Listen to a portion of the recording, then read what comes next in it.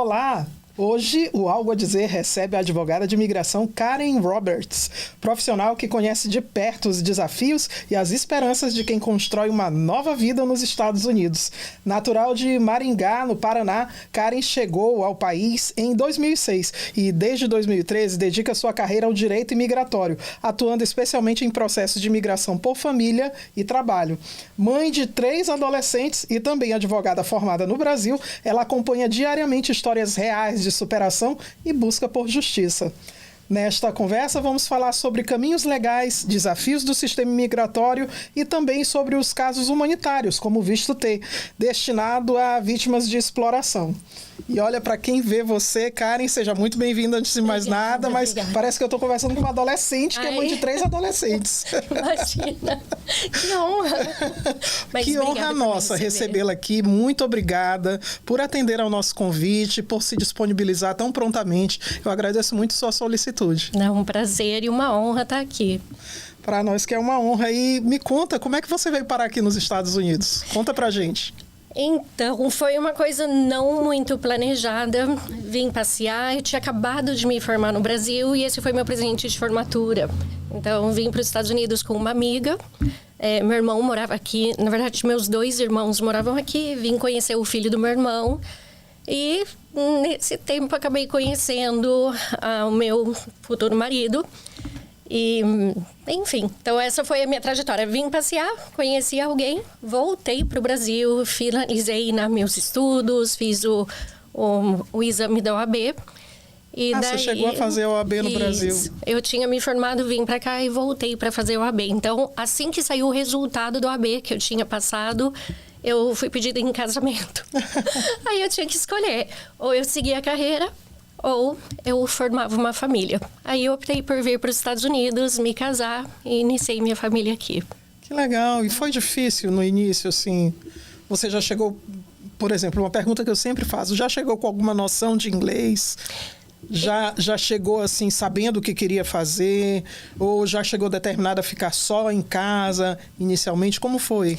Olha, eu digo que foi um desafio, porque como foi uma coisa muito inesperada, não foi planejado, eu cheguei aqui sem propósito, sabe? Eu não sabia o que eu ia fazer, se eu ia trabalhar, se eu ia estudar. E eu estava deixando uma carreira para trás, né? Eu tinha acabado de passar no AB, então foi muito desafiador para mim. Então, quando eu cheguei aqui, o meu primeiro trabalho foi num asilo. Eu trabalhei num asilo, cuidei de idosos por, acho que 2 anos. E aquilo foi um pouquinho depressivo para mim, porque é um ambiente muito triste, né? Então, eu estava com aquela coisa, saudade de casa, deixei minha profissão para trás, estou aqui trabalhando num ambiente muito triste. Então, foi bem desafiador para mim. E aí, logo em seguida, eu engravidei, tive um filho atrás do outro. Então, assim, minha vida começou sendo empurrada com a barriga, né? Eu não tinha realmente propósito. Até que, um dia, eu dei de cara com uma oportunidade num escritório de advocacia. E foi aí que minha vida começou a ter um pouquinho de... Eu comecei direcionamento, exatamente. Mas você já tinha em mente assim, bom, eu sou formada em Direito no Brasil, então eu vou procurar uma forma de eu exercer a advocacia aqui. Você tinha isso em mente? Você já sabia que era possível ou não? Eu sabia que era possível. Assim que eu cheguei aqui nos Estados Unidos, eu fiquei sabendo... Amigos, né, do meu marido na época me explicaram que daria para eu estudar, então eu sabia que era possível, mas eu não acreditava que eu iria conseguir.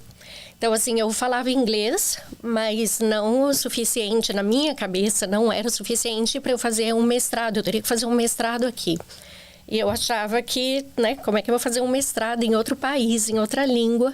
Então, eu achava que eu não iria conseguir. Então, aquilo eu fui adiando. Eu levei bons anos para ter coragem de estudar. Depois dos 2 anos iniciais trabalhando com idosos. Sim, aí eu comecei a trabalhar no escritório e trabalhei numa empresa de construção. Eu fui office manager de uma empresa de construção. E daí um dia eu falei assim, não, eu quero uma coisa na minha área, porque agora deu.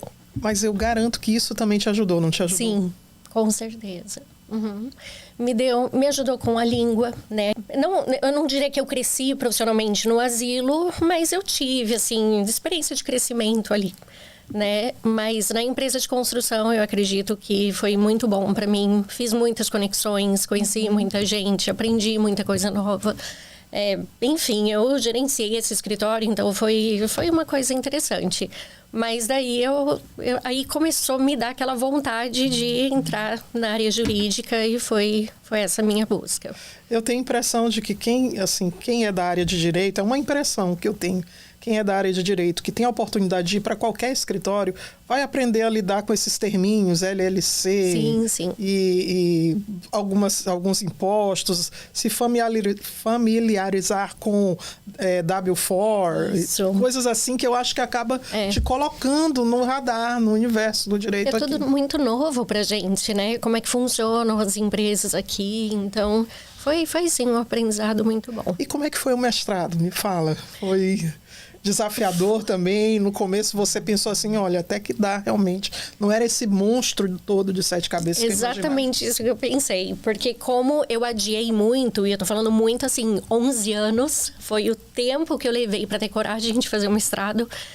Quando eu comecei o mestrado, todos os alunos da minha turma eram imigrantes. Então, é um curso específico para quem já é advogado em outro país. Então, na minha turma tinha pessoas do México, da Colômbia, do Equador, do Japão. Então, todo mundo ali era imigrante. Então, todo mundo falava com sotaque. Nem todo mundo falava perfeitamente o inglês. Então, assim, aquilo me deixou confortável, porque eu vi que estava todo mundo, né, na mesma situação que eu. E foi aí que eu percebi que eu deveria ter feito isso antes. Que eu não deveria ter esperado tanto tempo. E o curso foi aqui muito em New England? Foi aqui em Boston, foi na Northeastern. Então, ser admitida já foi um desafio. Porque eu sei que o critério é bem rigoroso. Enfim, eu fui admitida, ganhei uma bolsa sem pedir, baseada em méritos. Então, isso foi muito bom também. E o curso em si foi só 1 ano de curso. E foi muito gostoso, foi muito legal. E, assim, se é uma coisa que eu me arrependo de não ter feito antes. Mas, né, tudo tem sua hora. E seus filhos hoje são adolescentes, já estão, assim, no high school, um pouco mais jovens? Eu tenho 2 no high school e 1 na faculdade. Já tem, assim, uma noção do que querem seguir? Ninguém quer área jurídica. É sério? O meu filho está fazendo engenharia. E daí a minha filha do meio está se preparando para entrar na área médica. E o meu pequeno tem 14 anos, quer ser jogador de futebol. Então ele ainda não sabe o que ele quer. Sim. Tudo pode acontecer. Não somos nós que vamos estar aqui para dizer não vai, né? Exatamente. Mas que bom. E como foi quando você começou? Pronto, terminou o mestrado, foi para a prática, foi desbravar o mundo. Você decidiu de cara que lá na faculdade você já sabia, na universidade você já sabia que queria ser advogada de imigração? Sim, eu já sabia. Quando eu saí dessa empresa de construção, eu consegui um emprego na área jurídica. E assim, eu queria algo na área jurídica e eu não sabia exatamente o quê. Só que apareceu um escritório de imigração. Eu não sabia nada, nem sabia o que era imigração aqui. Eu tinha o meu green card porque meu marido aplicou para mim, eu era bem desligada com isso. E eu comecei a fazer estágio lá, comecei a trabalhar lá e eu, assim, me apaixonei. Foi um clique, assim, eu falei, gente, é isso que eu quero fazer pro resto da vida. Eu me envolvia muito com as pessoas, com os casos, porque eu sou muito, assim, de pessoas, sabe? De querer ajudar e tudo, e eu me envolvi muito com a história das pessoas. E era uma luta diária, né? É o que a gente faz na imigração, a gente luta para realizar o sonho das pessoas. E foi isso me apaixonou, e foi quando eu falei, agora tá na hora de voltar para a escola. E eu já fui com essa intenção. Eu fui com a intenção de me formar, pegar minha licença para trabalhar com imigração. Qual foi, assim, de cara, quando você saiu, teve um caso bem desafiador que você começou a pensar assim, nossa... Quando eu saí do escritório, você disse? Não, quando você começou, melhor dizendo. Sim. Quando começou a trabalhar para você mesmo ou no escritório, qual foi o caso assim mais espinhoso que você pegou e disse assim, uau, peraí. Foi o meu primeiro cliente. Eu comecei assim, eu construí um escritório todo bonitinho, arrumei do jeito que eu queria, fiz um escritório lindo, daí um dia eu sentei e falei, e agora? Né? E os clientes? Sim. Como é que a gente começa? E assim, honestamente, eu não sei como essa pessoa chegou até mim, mas uma pessoa me ligou e falou, eu quero fazer caso X, você faz? E eu, que caso é esse? Aí eu falei, faço. Aí eu falei assim, me dá 2 semanas, vamos fazer uma consulta, mas eu só posso daqui 2 semanas. E eu passei 2 semanas estudando o processo. Estratégico. Então, foi desafiador porque era uma coisa nova para mim. Mas eu me apaixonei por esse caso. Então, que é o EB2NW. Então, esse foi o meu primeiro processo. Eu tinha muita experiência com processos de família, com waivers, que são processos complexos. Mas o meu primeiro cliente foi de EB2NW e eu não sabia o que era isso. Então, assim, por 2 semanas, de manhã, tarde e noite, eu só estudei esse processo. Então, eu me envolvi muito com isso, me apaixonei pelo processo. Eu falei, gente, eu quero fazer isso. E eu fiz um processo muito bom.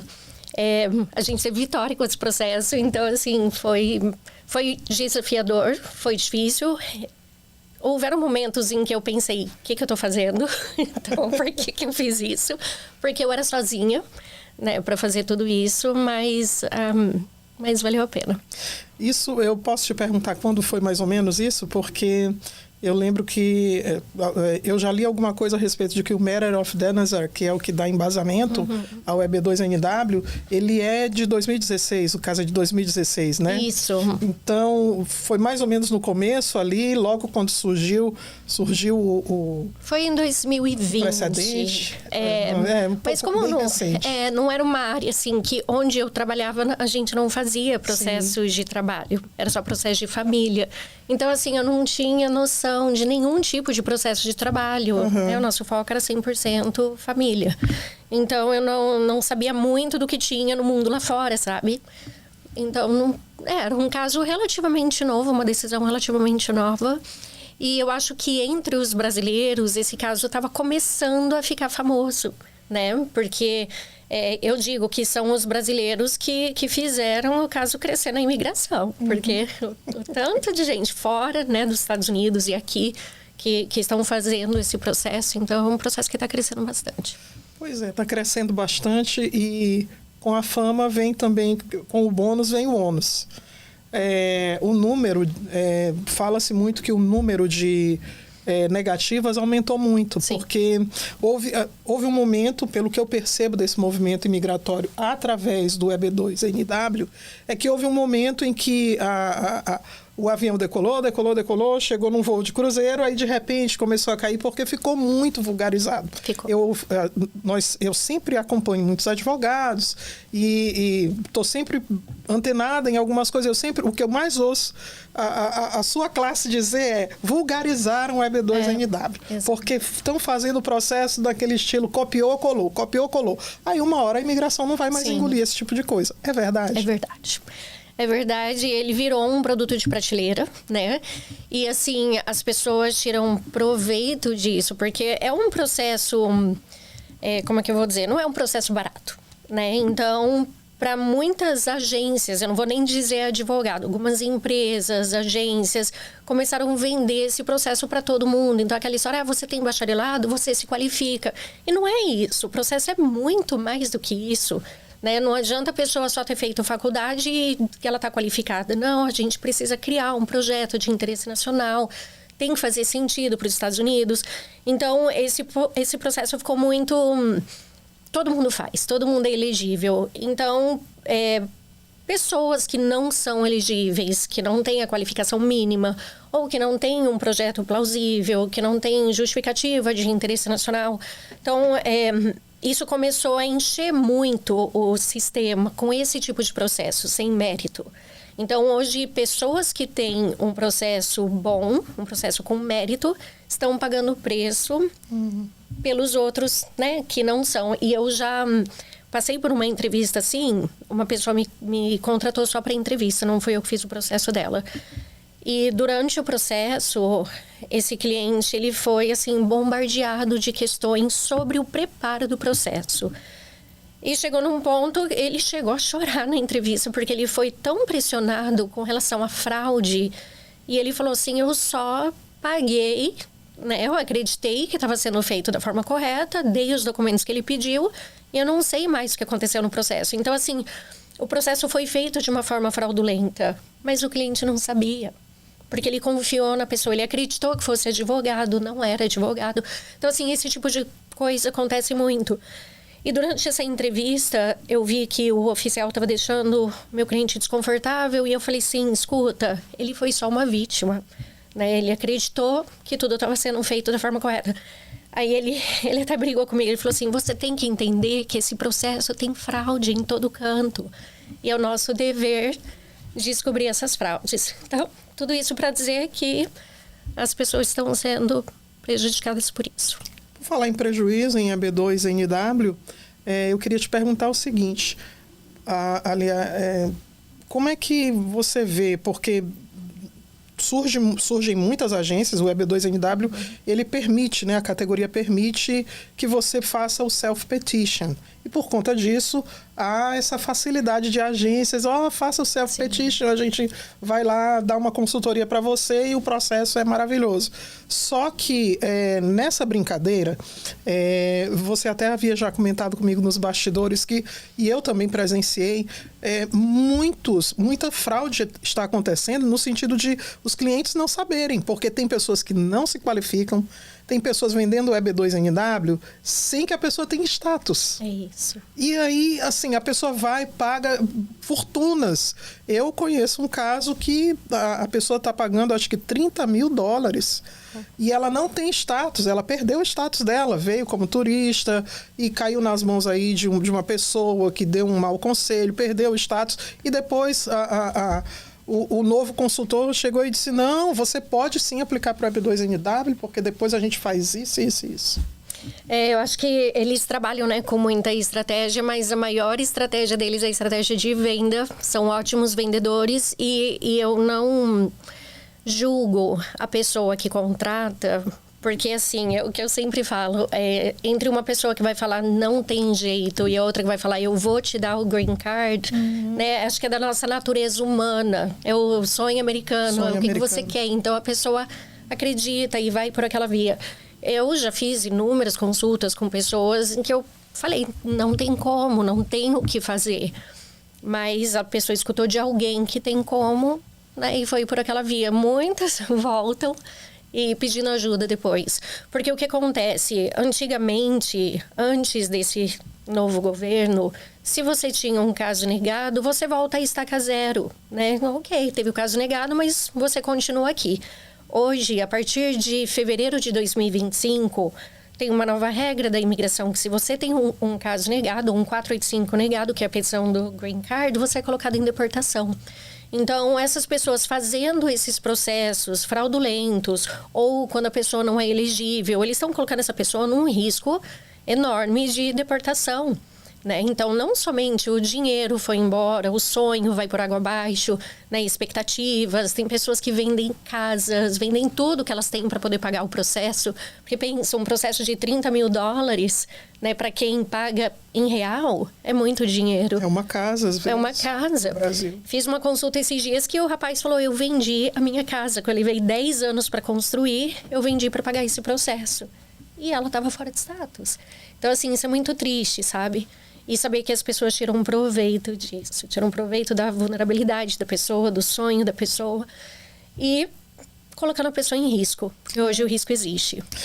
Eu ouvi um detalhe que eu achei muito perigoso. Essas pessoas começam um processo novo, aí tem o I-140 aprovado. E nesse momento a pessoa pede o Combo Card, acho que é Combo Card, se eu não me engano, que dá o Advance Parole, ela sai dos Estados Unidos, volta, pega um novo I-94 e isso dá a sensação para ela de que ela tá ok, tá vendo? Consegui o processo. Ela recebe um Social Security com o combo e aí ela tem a sensação de que tá vendo, deu certo. Só que quando chega na fase do I-485, que é o Green Card. É o Green Card, é o pedido, propriamente o pedido do Green Card, aí a figura muda, não é isso? É o que eu falo, o EB2, o EB1, esses processos de trabalho, eles têm o EB, que é uma coisa, e o Green Card, que é outra. Você ter o EB aprovado, que seria o I-140, não te dá garantia de nada, né? Você tem aquele processo aprovado, não quer dizer que você vai se legalizar. Muitas pessoas têm o I-140 aprovado e o Green Card negado. Então, assim, negado por quê? Ou porque trabalhou sem autorização, ou porque ficou fora de status, ou se a pessoa tiver um recorde criminal, alguma coisa assim. Porque a parte do Green Card é uma análise separada. Eles vão analisar se você é elegível para o Green Card. Então, eles vão analisar todo o seu histórico imigratório, se você mentiu na fronteira. Isso é uma coisa que parece bobeira, só que é real. Se você entra com um visto de turismo e fala, vou fazer turismo, né? Porque eles perguntam, o que você veio fazer aqui? Vim passear. Mas um mês depois você já está fazendo um processo, eles podem te acusar de fraude, que você mentiu no momento da entrada. E isso pode vir à tona lá no 485. Então, quando chega nessa fase do processo, é onde o problema acontece. Então, a pessoa teve o I-140 aprovado, teve autorização de trabalho social, ela está achando que, né, tá dando certo. Mas ela precisa ser elegível para o Green Card no final. Se ela não é, tudo aquilo vai por água abaixo. Então, infelizmente, né, a gente tenta educar as pessoas nesse sentido, mas infelizmente a gente sabe que elas caem nessa armadilha. Elas caem. Mas vamos falar um pouquinho de visto T, que é uma outra especialidade do seu escritório, que nós gostaríamos de explorar um pouco, porque ninguém fala sobre visto. Aliás, hoje já se fala. Sim. Mas é algo assim que não é muito explorado. Eu acho que o visto T, ele veio assim do ano passado para cá. Cresceu muito a procura desse visto. A própria imigração diz isso. Como a gente estava conversando aqui antes, né? É um visto... Quando a gente fala de visto, é visto ou green card, tá? Sim. Então, é uma categoria que tem 5 mil green cards por ano somente. Até 2024, eles não alcançavam esse número. Então, quer dizer que tinha mais green card do que pessoas pedindo. Então, basicamente, todo mundo ali era aprovado porque tinha green card sobrando para todo mundo. Hoje, esse número cresceu 1000%. A própria imigração colocou isso no site deles, que tem uma procura muito grande. Por ter essa procura muito grande, eles começaram a ficar mais criteriosos na avaliação. E investigações começaram a acontecer. Então, assim, só para você entender, né? O visto T, que eu acredito que muitas pessoas são elegíveis, é um processo maravilhoso. Obviamente, se for feito, né, da forma correta e... que a pessoa seja de fato elegível, né? Não dá pra gente inventar a história, mas ele é para vítima de tráfico humano. Só que quando a gente fala tráfico humano, não é aquela história de que parece que alguém te jogou na caçamba de um caminhão e te trouxe para os Estados Unidos. Para a imigração, o tráfico humano não é isso. O tráfico humano é quando alguém usa a sua vulnerabilidade de imigrante para te explorar. Então, essa exploração pode ser laboral ou sexual. Então, no nosso meio é muito comum a exploração laboral. E o que seria essa exploração laboral? A pessoa não te pagar o seu salário. Ou fazer você trabalhar ali 60, 70, 80 horas, que é muito comum na construção, e não pagar hora extra, né? Porque a gente sabe que acima de 40 horas tem que pagar time and a half. Então, a pessoa não paga hora extra, só paga ali as horas. Ameaça, né, de chamar a imigração. A ameaça pode ser, inclusive, uma ameaça indireta, que aconteceu com uma cliente nossa, que o patrão falava assim, eu já deportei fulano, eu já deportei ciclano. Então, assim, ficava aquele medinho, sabe? Então, a ideia é, assim, mostrar que essa pessoa foi vítima de uma escravidão moderna, basicamente. Uma situação laboral de exploração e que ela não conseguia sair dessa situação. Então, ela não conseguia por quê? Porque ela tinha medo. Porque ela tinha medo de não conseguir outro emprego. Porque muitos empregadores fazem essa jogada psicológica, sabe? Se você sair daqui, ninguém vai te contratar. Você não fala inglês, você não tem documento. Esse é o melhor trabalho que você vai conseguir. Pensa bem, se você sair, você vai ficar sem nada. Como é que você vai sustentar a sua família? Isso é muito comum. Eu acho que a maioria dos meus clientes do visto T já escutaram isso. Então, a pessoa fica naquela dúvida, será? Então, é melhor não sair. Então, ela vai aceitando essa exploração por medo. Vai se deixando explorar. E vai se deixando explorar. O salário é muito comum, porque eles têm muita promessa, né? Então, assim, hoje eu te pago isso, mas semana que vem eu pago o resto. Aí a pessoa trabalha, chega semana que vem... eu não tenho tudo para te pagar, mas na outra eu te pago. Então, a pessoa vai ficando nessa promessa futura de pagamento. Então, mais uma vez, uma exploração, né? Um trabalho escravo. E esse visto, ele não tem um quê discricionário como o EB2NW? Porque as pessoas comentam muito. O EB2NW é muito discricionário, depende muito da interpretação oficial. O visto T não é a mesma coisa? Não tanto, mas sim, ele tem sim um fator discricionário. A questão é que esse visto você não precisa apresentar evidência. Então, isso abre portas para fraude, né? A sua maior evidência é a sua declaração. Então, você conta tudo o que aconteceu, precisa fazer uma denúncia, então você precisa denunciar esse empregador. A denúncia, ela é um requisito do processo, mas ela... Se nada acontecer com essa denúncia, tá ok, você continua com o processo. Então, vamos supor, geralmente a gente denuncia para o Ministério de Trabalho ou para o FBI. Se eles não fizerem nada, pegar a denúncia, guardarem na gaveta, o processo pode continuar. A gente só cumpriu o requisito. Então, tem alguns requisitos que são necessários no processo. Então, por isso que ele não é tão discricionário como o EB2NW. Então, a pessoa precisa comprovar que ela foi vítima, né, de uma exploração, de um abuso, mostrar que houve. Então, eles falam coerção. Então, a gente tem que falar de coerção no processo. Como que esse patrão, esse empregador, usou a coerção para te segurar. Ameaça, fraude, por exemplo, se ele te recrutou por fraude, falando assim, eu vou te pagar, sei lá, $2.000 por semana, e na verdade era 500. Então, esse tipo de coisa. Então, tem alguns requisitos que a gente precisa cumprir. Depois desses requisitos cumpridos, aí tem a parte discricionária. Se você merece ficar nos Estados Unidos, né? Se você tem um recorde que, de repente... Ele é aberto para pessoas, mesmo que tenham vindo pelo México, mesmo que tenham carta de deportação, mesmo que já tenham entrado no país várias vezes. Então, ele é um visto humanitário. Então, por ser humanitário, ele abrange todo mundo, né? E ele perdoa algumas coisas que outros processos não perdoariam. Mas o fator discricionário sempre existe ali. E a pessoa denunciada, o empresário, pode responder criminalmente? Pode. Então, a gente tem alguns casos aqui da comunidade brasileira em que a pessoa foi presa, né? Trouxe pessoas de fora, pagou os coiotes para as pessoas. Eu acredito que eles eram coiotes também. Pagou a viagem, a travessia dessas pessoas e depois falou assim, ok, agora você trabalha para mim para pagar a sua travessia. Então, essas pessoas trabalharam para esse empregador sem receber nenhum salário, como pagamento da dívida pela travessia. Então, isso eventualmente foi denunciado. Essas pessoas foram presas, porque isso é literalmente um trabalho escravo. Sim. Né? Então, assim, esse tipo de situação também acontece muito. Muitas pessoas passam por isso. Você já pegou algum caso que alguém apreendeu o passaporte, algum empregador apreendeu o passaporte? Não. Mas acontece? Acontece. E esse é um dos motivos... como que eu vou dizer? Um dos, não requisitos, mas coisas que podem ser usadas no visto T. Então, assim, de novo, esse controle, né? Então, isso acontece muito, por exemplo, em casas de massagem, né? Que trazem as meninas de fora com promessa de, vai ser modelo, isso, aquilo. Segura o passaporte e a pessoa fica presa lá. Acontece com o au pair, né? Então, as meninas vêm para trabalhar em casa de família.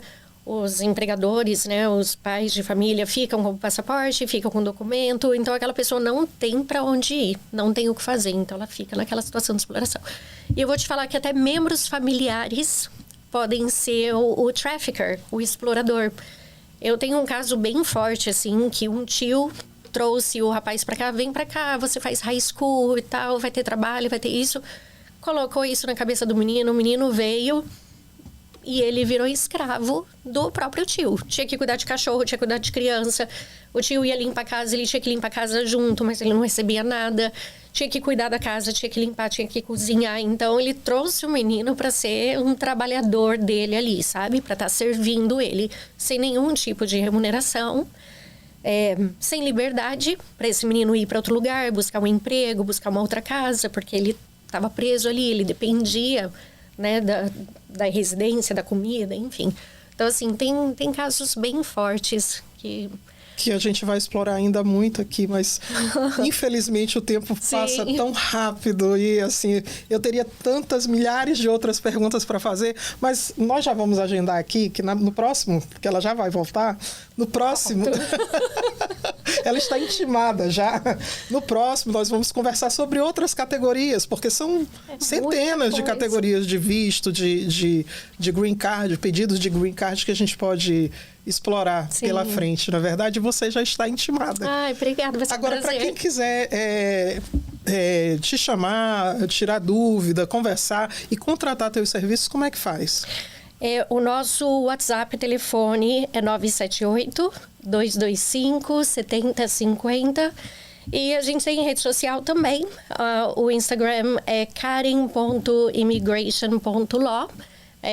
Ali eu respondo perguntas também. Às vezes eu posto um vídeo, o pessoal faz pergunta. Então, é uma forma da gente interagir por lá. E é isso, estamos à disposição para sanar dúvidas, ligação telefônica, Zoom meeting pessoalmente. Então, nosso time está pronto para responder qualquer dúvida que vocês tenham. Que bênção! Para a gente finalizar o programa, qual o sonho que você teria para a imigração nos Estados Unidos? Eu queria que o sonho americano não morresse, que as portas estivessem abertas para pessoas do bem, que merecem, que querem vir, né, contribuir aqui com o país e crescer. E eu acredito que o que eu queria mesmo é que não houvesse esse preconceito, inclusive até por parte da imigração, né? Enfim, de enxergar os imigrantes como más pessoas. Eu acho que isso ficou muito forte agora nesse governo, né? Sem querer falar de política, mas a gente sabe que abriram uma guerra contra os imigrantes. Então, o que, assim, o meu maior desejo é que eles entendam que são pessoas do bem, que querem vir, né, viver uma vida digna e buscar oportunidades aqui. Porque aqui é o país de oportunidade. É um país de oportunidades e você pode ter a sua, ligando para o escritório da doutora Karen Roberts. Obrigada. Muito obrigada, Karen, por estar aqui conosco, pela tua atenção, pelo teu carinho aqui com a nossa equipe também, por, mais uma vez, nos atender tão prontamente. E eu espero que você realmente volte mais vezes. Volto sim. Obrigada pela oportunidade, pela conversa gostosa. Muito obrigada e muito obrigada a você também que nos acompanhou até aqui. Eu te encontro no próximo Algo a Dizer.